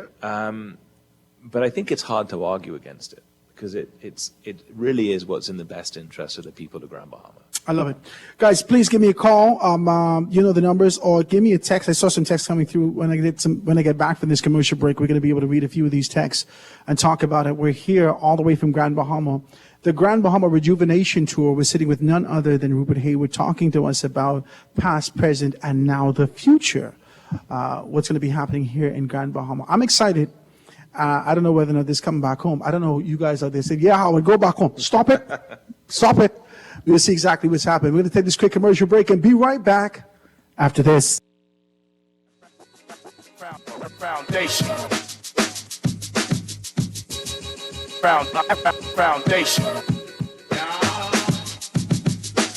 The foundation. The 6th edition of the Bahamas Games are on the way. July 7th through the 15th. Get ready for inter-island sporting competition in the spirit of unity and camaraderie. Which island is gonna win? It's the Bahamas Games. Our nation, our talent, our games. And look out for the B-Games crew coming to your island soon. For more information, call 809-1242 or visit thebahamasgames.org.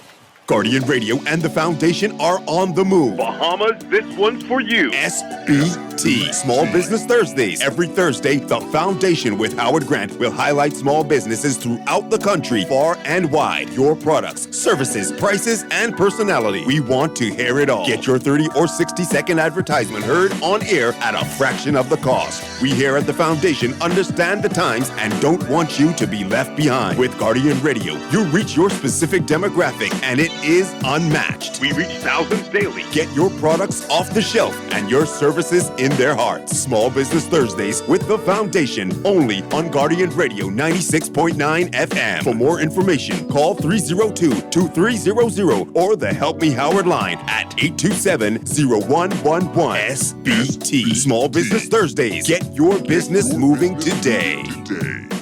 To the world, he is your dad, but to you, he is the world. Shower your dad with love with a gift from Kelly's House and Home's Father's Day sale, Friday, June 9th through Saturday, June 17th. Save 20% off selected tool sets, luggage, and fishing, diving, and camping gear, except on net items. Shop at Kelly's House and Home on Saturday, June 8th, and if you are standing on the lucky spot, you could win a gift basket for Dad. Visit our Facebook page for more information. Shop Kelly's House and Home's Father's Day sale, June 9th through 17th. Happy Father's Day from Kelly's House and Home. It's the season of travel, and we're ready to take you there. Western Air offers daily jet flights between Nassau and some of your favorite island destinations, like Bimini, Andros, Exuma, Cat Island, Abaco, and Grand Bahama. Or if you need to hop stateside, find out what all the hype is about and try Western Air's daily jet flight services to Fort Lauderdale. Remember, all tickets are open, no change fees, no cancellation fees, and the first check bag is free. Visit www.westernAirBahamas.com.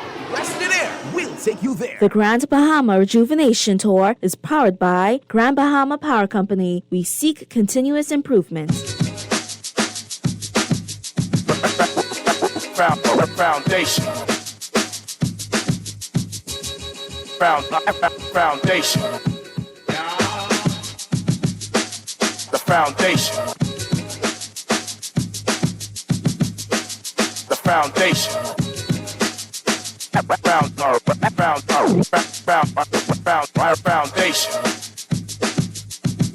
Foundation. The foundation.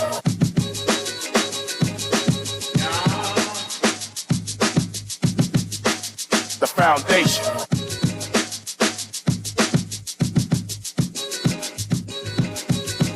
And we are back, ladies and gentlemen. 96.9 FM radio. Howard Grant and your company, The Foundation, all the way from Grand Bahama. Listen, I want to thank all those persons. I got to be as decent as possible, and thank you for being able to accommodate me here in Grand Bahama. I'm from here, but you've given me this sort of king's reception. Talk to me. Very decent. I want to come back every week. All right. I want to thank Grand Bahama News, Barefoot Marketing. I want to thank all those persons. Pelican Bay. I definitely want to be able to thank Western Air for the opportunities. KSR Rent-A-Car. I want to thank all those persons who've made this happen. And our major sponsor, none other than Grand Bahama Power. We're going to be talking to Grand Bahama Power tomorrow. You guys are absolutely decent. If you could only give me free power from now and send it to Nassau. Send it to Nassau for me. Package it up and send the thing to me. Talk to me. It's absolutely wonderful. I want to thank all you guys for participating. Sky Solutions, you're part of that. Also, the Ministry of Grand Bahama and the Ministry of Environment has participated in these things also in this good conversation. I want to thank you. I think that this is a very clear example of a desire to see rejuvenation in the community. I think all those persons, and if you weren't a part of it, and you're out there and you want to be able to participate, I will take your money. 827-0111 if you want to be a part of that, right? But it shows me very clearly that there is a pronounced, articulated, impassioned desire to be able to see our community grow. And whatever I can do with this sort of contribution, Howard, this is what I have. I want to be able to see the community grow. This conversation needs to be able to happen, not just locally in Grand Bahama, but to the entire nation to understand what we're doing. So that's why we're here doing that. Thank you for being able to do that. Rupert, listen, man, Rupert, I like this, man. I got a couple texts coming in, and I want to ask you this, and I know that you won't be able to answer on behalf of all the board members and shareholders of the Port Authority, but you've spoken significantly to the evolution of the Port Authority, and every time you say that, it reminds me of governments. It reminds me of this kind of a stagnant position that governments retain, this traditional position, stiff neck, without being able to understand what's happening globally. So when you start to talk about an evolving, or the Port Authority needs to evolve, there is a question that says, does it need to evolve into a municipal? Do you need to evolve into elected members? Do you need to evolve into the position to identify council members and mayors, so forth and so on? What is your concept associated with that? So it does need to evolve. I think when you start to get into the realms of municipalities and elections, you can tend to politicize things. I think having government with a much greater sort of involvement is important because they're elected officials. You know, they should sit shoulder to shoulder with the private entities to appoint an autonomous board. I think there should be checks and balances so that if, you know, the performance isn't right, that there are the ability to step in and change things to make sure it's world class. But I think, you know, just creating, you know, I do think there needs to be great stakeholder engagement, and everyone needs to feel represented, and maybe part of a board would have an elected official. You know, maybe there's someone on there that, you know, maybe there is the licensees would elect someone, the communities would elect someone, and they would sit on the board to represent. I think if it becomes an election, it becomes politicized, and, you know, we know that in politics, when one when one party gets in, everyone from the other party gets ostracized, you know. And so one of the reasons why I think government owning the Port Authority probably not a good thing. Listen, I smile. Oh, this is a Marco alert. That's a Marco alert. That's a Marco alert, right? Yeah. I guess everybody in the country just got the Marco alert, right? Yeah. But I want to talk about this and be very clear about where we are, and I smile from ear to ear. If you see me on the Foundation 242, you can see me smiling from ear to ear because I like your posture. I like your sort of the political correctness of being able to stand and sit in neutrality and decency. He's a good man because it couldn't be me. Because I know very clearly about the relationships that exist within the sector of, because you always talk about governmental bureaucracy, and we know it stems from sort of concepts and ideas, theologies that exist within traditional political organizations. And we find when politics get in, and I often talk about this sort of an idea that exists within Grand Bahama now with what we're seeing with local government. We've seen the spawn, we've seen the spawn of politics corrupt the idea of what we viewed for local government. And there could be a fear that this could be able to manipulate sort of the course of what's happening in the Grand Bahama Port Authority. So I appreciate your contribution like that. Guys, go ahead. Yeah, I think, look, the whole idea of creating a private entity that had the ability to develop using private capital was because you wanted to move away from the more bureaucratic, slower cogs in the wheel that traditionally governments have as part of their, you know, as part of their makeup. And I think if you then go back to creating, you know, more governments, I think you take away the embedded benefits of what a private organization can do. And that private organization has got to be well run, as I said. Mm-hmm. Let me read another one. It says, Howard, it says, Bahamians have been crying out for years to change in Grand Bahama and the Port Authority. Have you attempted involving Bahamians on the ground and having love with some of the stagnant effects of Grand Bahama and the Grand Bahama Port Authority? We talked about this. We talked about this kind of involvement. I think that's been sort of the course of our conversation in terms of contribution. Yeah, look, maybe people tell me what I want to hear, but I do go out into the community and I spend time talking to them. And most people I speak to say, look, we don't want government. We want government and Port Authority to get on well with each other. We want a better version of what we have at the moment. And I think that's incumbent on the Port Authority and the government to deliver that. Mm-hmm. You know, as I said, we have a plan. We have the right people to take this place forward. Mm-hmm. And then this is something we should focus on. These conversations, I don't know whether or not we could, the 2 hours, confine us to a space, and especially my show, confine us to a space to talk about past, present, future, and give you the macro concept, not necessarily the micro. I see a lot of text coming through. Persons want to know about the specifics in terms of what you're going to be able to do with the bridge, what you're going to do with this, what you're going to do with that, in those particular areas. And I see that from a macro perspective, you've spoken to us about we have a plan.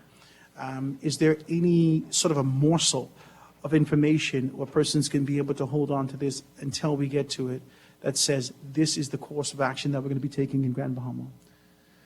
So I can say that there is a plan that's been presented to the Prime Minister. It's, as I said, world-class organizations who would undeniably take, Freeport to the next level, which I think is where we need to go.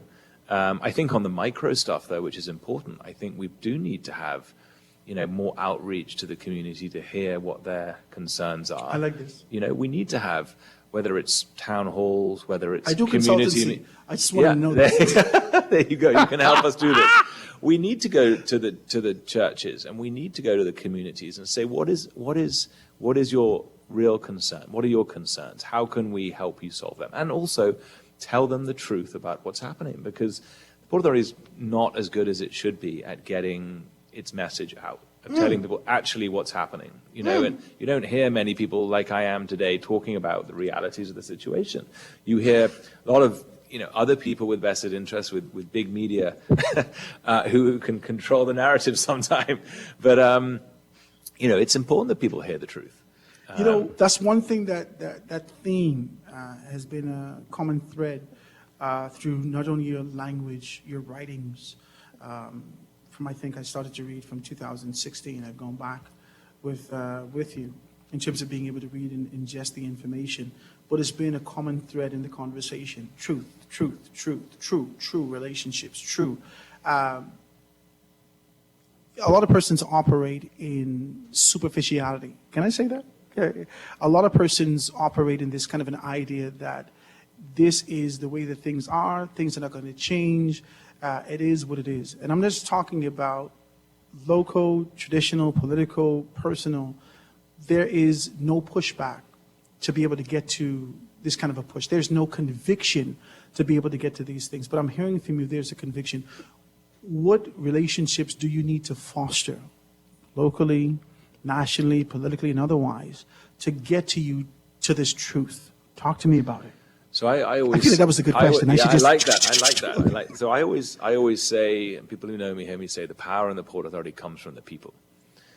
Because the way that you can get government to the table is actually for you to represent the interests of the people, because government care about what the people want. They have to go to the polls every 5 years and get re-elected. And, we need to make sure that the Port Authority is seen as an institution that stands up for the rights of the residents and the licensees and the communities in Grand Bahama, because each island is different. We're not in Nassau. We're 120 miles from Nassau. I tell you, sometimes we could be 3,000 miles away from Nassau, and that's the reality for lots of these islands in the Bahamas. We're all very different. There's, 700 islands in the Bahamas, 3,000 keys. We all need to have strong institutions to stand up for our rights, because policy is dictated in Nassau, and Nassau is very different to Freeport. Look at Nassau. It's 230,000 people. They got too many people. They're popping out from the seams. Freeport, the port area is 3 times the size of Nassau. Our population is 47,000, and it's not got the wealth that we need. Yeah. And it's declining. Yeah. So we need to have a set of regulations and that help Grand Bahama solve Grand Bahama's problems. Abaco needs different things for Abaco, Lutra for Lutra, and Nassau for Nassau. But you got this policy traditionally, which is dictated by people who live and represent people who live in Nassau. So that's why the Port Authority is really important, and we have to stand up for the rights of the people of Grand Bahama. You know what I like? I like this kind of an idea that, especially with the Grand Bahama Port Authority, that you can be able to identify, articulate in this evolving Port Authority. You could identify, articulate, and speak to the needs of Grand Bahama more specifically in the growth and development of the island. But I don't know whether or not government has simultaneously evolved and grew with you, because there is a cookie cutter concept that exists out of central government that applies itself to every single island, not understanding the subcultures that exist in there, not understanding the unique nature that exists in those particular areas. We just need to be able to collect revenue and put in the coffers of central government to be able to make some things happen. The Grand Bahama Port Authority has taken on this kind of a position to talk about, hey, listen, we know the island and we've evolved and we need to evolve to do those particular things. Do you believe that stakeholders and partnership should evolve with you? And if they do, what do we do to encourage them to kind of evolve and grow in the same area? Well, I mean, I think it's been a common theme for these 2 hours. You know, we have to evolve. If we don't evolve, we're not current, we're not relevant, and that includes, you know, the Hawkesbury Creek Agreement, includes the relationship with government and the Port Authority, includes how the Port Authority interacts with foreign direct investment, it includes how we interact with all of our stakeholders in the community. You have to evolve and become current and become modern and professional, and you know that extends to everyone involved in this conversation.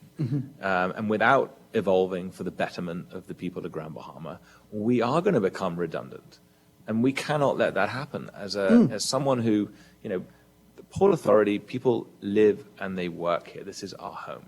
You know, we do understand the issues. I know it doesn't seem like that sometimes. People think we're living in an ivory tower and that we have no idea of the hardship in Grand Bahama. That is not the case. People often say that, oh my God, you think they can't see this? Exactly. And it, as I said, it keeps me up at night. So is there bureaucracy? Can I do that? Is there bureaucracy that exists within your sector that actually stagnates that also? Because it can't just be one tier. Yeah, look, we need to continuously look at our own processes, at the way that we handle the things that are responsibility of the Port Authority, and we need to evolve to become world-class. We need to make sure that there's automation throughout the system.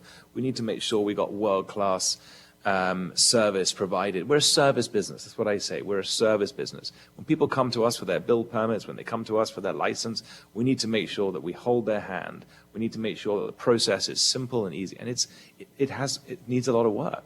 I'll be honest with you. Some of that is dictated by national laws. There are certain things you have to do by law to onboard people from abroad. You have to get a police report. You have to do all of these various things.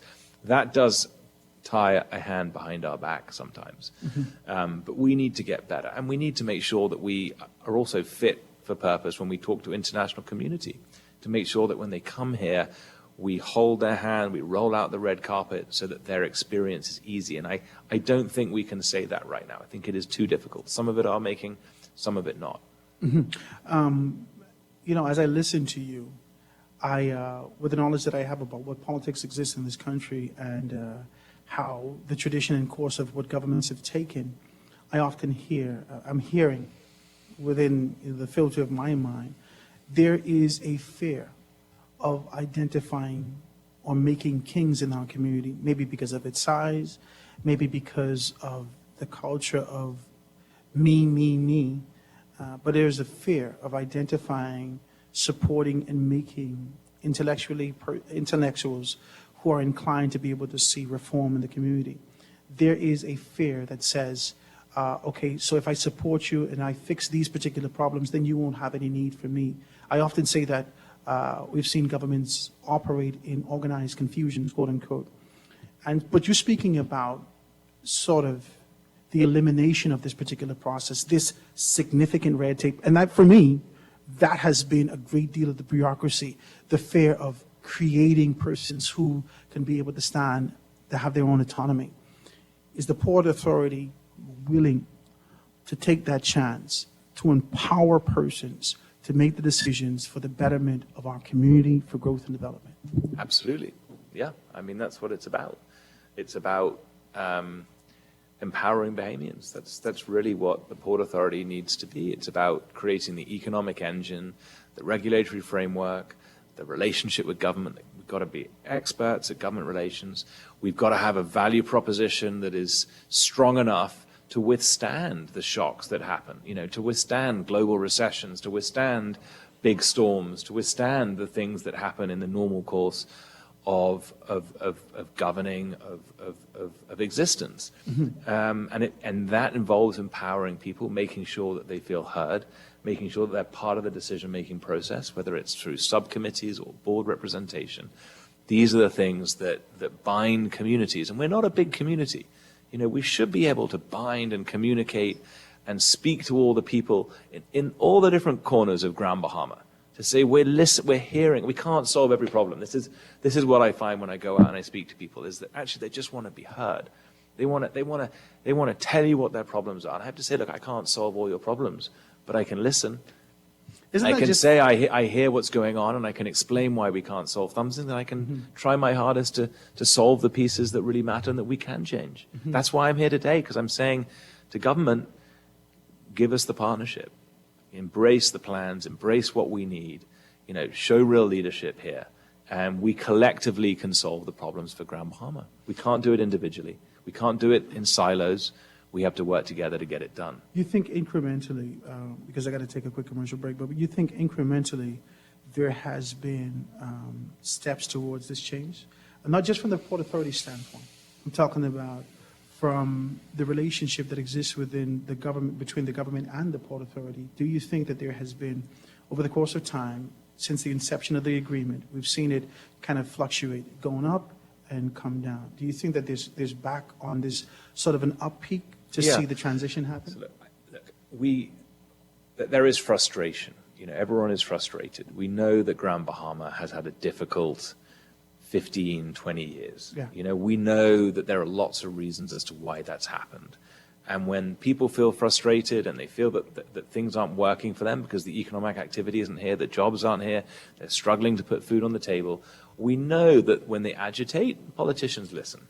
And politicians act on behalf of you know, their political interests, but also on behalf of the people. And some people, I think... Put on behalf of people also, right? No, but they do. They care genuinely about their constituents, you know, and they want to get things right. And when things aren't working, people agitate for change. Yeah. And I think and I understand the Prime Minister. He wants change. But I think we're all saying the same thing. We're saying we want change. We're saying we want to see things evolve. We want best in class. We want world class. Well, let's work together to make it happen. You know, because we're going to waste everyone's time if we start fighting, and that's not going to work for anyone in Grand Bahama. And we have these green shoots of revival happening. We have large-scale investment. You know, we wouldn't want that to be killed because the Port Authority and government, you know, couldn't get along and couldn't do what's in the interest of the people of Grand Bahama. Well, ladies and gentlemen, let me take this commercial break. Like the great poet Kanye West said, we're saying the same thing like a synonym.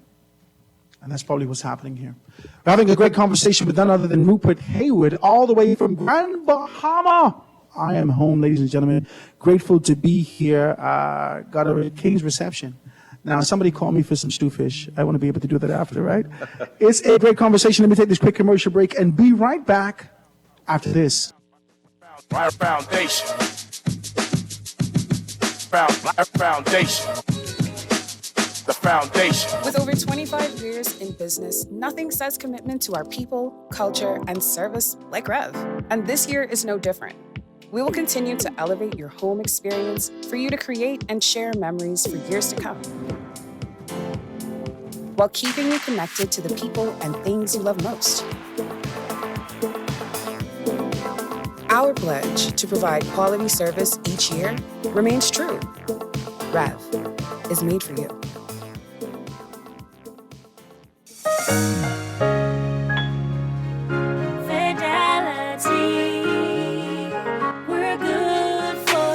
Shopping is so rewarding with my Fidelity credit card. I get the best prices with price protection. Earn and redeem freedom points at my favorite stores. Get cash back. Plus, I booked a cruise. Get your Fidelity credit card today. Call 356-7764.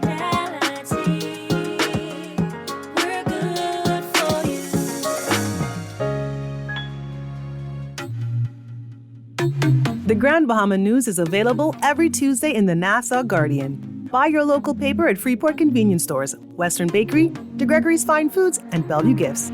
Want to reach your Grand Bahama customers? Then call Barefoot Marketing at 827-4578 or message them for ad rates via their Facebook page.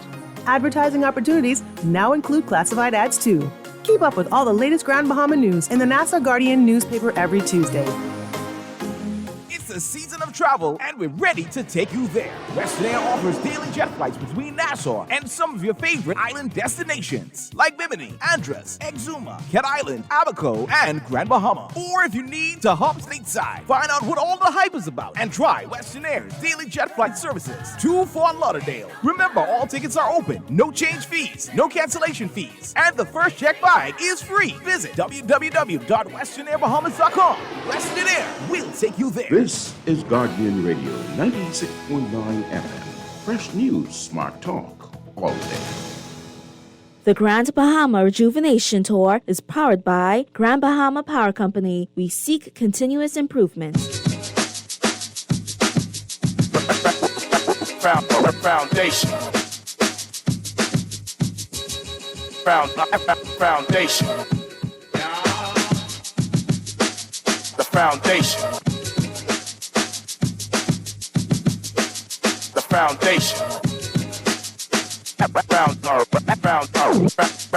We are back, ladies and gentlemen. 96.9 FM radio, Howard Grant, live and in full effect in your company right here, all the way from Grand Bahama. Graham Weatherford, I see your indecency popping up on my phone. You need to stop, right? It's a beautiful thing to be here. I'm kind of talking with none other than Rupert Haywood, talking to us about Grand Bahama. Before we go, allow me to be able to be as decent as possible and thank those persons personally for being able to contribute and giving me an opportunity to be able to come back home, right? So that's Western Air who got me here. I want to thank you, man. I had a great flight. You ain't got to know all my business, but I was here. It was a struggle in terms of what I had to bring, the luggage. Let's do that, the luggage that I had to bring with me. It was beautiful, though. I want to say thank you so very kindly for accommodating me, Western Air. And I want to thank Pelican Bay for being able to give me an absolutely gorgeous suite. Yeah, because I'm decent. This is me. The decency is rich, right? I'm in here, and I want to say it's an absolutely gorgeous water view. Beautiful, man. I want to thank you so much for being able to give me this sort of a warm welcome when I came. I know hospitality, so I've been looking for this. And I say, let me see how they can treat me. They got me prepared, came in, and it was a wonderful thing. I want to thank you. KSR has been able to accommodate me. I want to thank you guys down there at KSR for being able to do that. Guys, make sure you check them out. KSR online. You can be able to see that on Facebook and whatnot. The Grand Bahama News has been absolutely wonderful. You're going to see us run tomorrow and being able to get those things done. And I want to thank Grand Bahama Port Authority. I'm not Port Authority, Grand Bahama Power. The Port Authority also, but Grand Bahama Power, who has been an absolutely wonderful supporter and being able to get us here. They've been great, man. I want to thank you so much. Tomorrow we're going to have a conversation with them, and I want you guys to tune in for that. Now, we won't go live tomorrow as it relates to Facebook, but you can still be able to see us live and listen to us live right here on 96.9 FM radio. Thank the Ministry of Environment. Thank the Ministry of Grand Bahama. We're going to do some specials with them also, Sky Solutions, and all the persons who support it. If you're out there and you want to contribute to that, 827-0111, 827-0111. Rupert, listen, man, he's my brother now. I might as well tell you that. He's my light-skinned brother. Praise God. I'll take Praise it, God. cuz. You take it. It's cuz. Now listen, I want you to wrap up. I think I've heard a lot of your heart. And that's the core concept of what my show is about. A lot of persons are indifferent to be able to sit with me because I go off the beaten path. I want to know about conviction. I really don't care about talking points. Anyone can say this. But the course of my conversation and how I construct it, I need to be able to hear something beyond your voice. And today you've remained consistent in talking to me about a desire, an idea, a passion that goes beyond the superficial, traditional, we got to make it work. It goes deeper, and I can see that you may be able to get a push. You're getting some pushback as you're saying that it needs to be true. So I know that you're getting pushback, but I can see that you're persistent in your push to be able to make these things happen. I want you to kind of wrap it up and tell persons what you're going to be doing going forward from here and what we can be able to see from you and the Grand Bahama Port Authority going forward. So look, we have a plan. We have identified the people to take this plan forward. These people have the experience, they have the reputation, they have the balance sheets, they have the know-how in the critical areas that provides a sustainable, prosperous, and equitable future for Grand Bahama. And, you know, we presented this to the government, and we now need the Prime Minister to respond. And I think if we can all work together to that end, there's a very, very bright future. And we're not talking, you know, decades. We're talking about in the coming near term.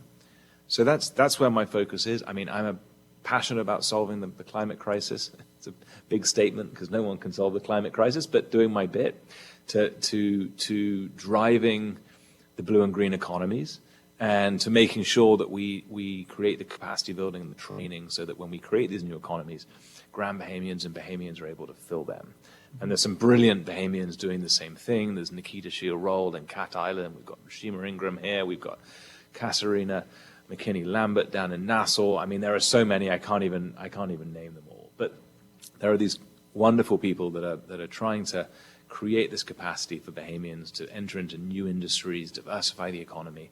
And that's something that I'm really passionate about. And I think as we bring these new companies down through the Blue Action Lab, and as the $1.5 billion plus of investment gets realized, you know, we're going to start to see this place really pick up. And I think as that happens, issues like the hotel, you know, the Grand Lucayan become more solvable. Because that's the largest employer really in Grand Bahama. You know, if you get that open, there's 1,000 new jobs for everyone. Right away. So that's where we should focus. And we have shared goals. You know, there's much more that combines us and binds us than divides us. Yeah. And as a people, we've got to remember this, because we're not going to do it individually. We're going to do it as a collective. Ladies and gentlemen, that is the show today. You know, we got more of this all week. We got some things happening for you. I want to thank you for being able to contribute, participating. Like I said, all the sponsors, I thank you. I thank all those persons who private message me and say, Howard, this is a good show. Thank you very much. I continue to blush. Talk to me. It is a wonderful thing to be able to having liberty and the autonomy to talk about what really matters. I thank you so much for being able to give us the opportunity to do that. And thank to all those persons who made this happen. We're still here, ladies and gentlemen. Grand Bahama Rejuvenation Tour right here in the Foundation with Howard Grant. My great guest, absolutely wonderful conversation, Rupert Hayward. Thank you, my brother. I thank you so very kindly. Guys, we're going to see you tomorrow right here, live and in full effect, 12 to 2, right here on Guardian Radio 96.9 FM radio. Stick and stay for Shivago Lang with Z Live right after this. The Foundation.